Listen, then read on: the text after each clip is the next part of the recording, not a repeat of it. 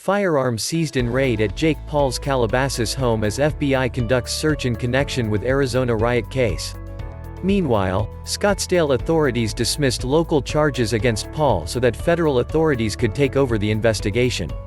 FBI agents on Wednesday morning served a search warrant at the sprawling Calabasas home of YouTube personality Jake Paul, seizing multiple firearms in a raid that was connected to a riot at an Arizona shopping mall, the Bureau said.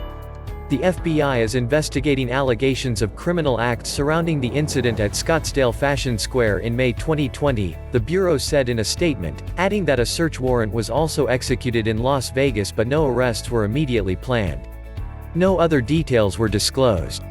AIR-7HD was over the scene as multiple firearms that were scattered across the Calabasas property, including a long gun propped up against a hot tub in the backyard, were confiscated by authorities. In early June, misdemeanor charges were filed against Paul following a riot at the mall outside Phoenix. Paul said he was merely trying to find people protesting against the death of George Floyd. The Scottsdale Police Department said Paul was identified as a participant in the riot at the location and was charged with criminal trespass and unlawful assembly.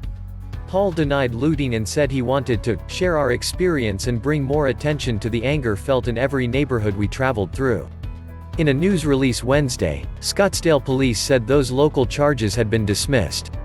It has been decided that in the cases charging Jake Paul, Arman Azadi and Andrew Leon, it is in the best interest of the community to dismiss misdemeanor charges without prejudice so that a federal criminal investigation can be completed, the police statement said, referring to Paul and two others who had been charged in the case. Wednesday's search comes about 2 weeks after Paul hosted a raucous party at the Calabasas mansion, sparking backlash due to the lack of masks and social distancing among the dozens of guests. Mayor Alicia Weintraub expressed outrage over the large party, which took place despite rising coronavirus cases, hospitalizations and deaths in California.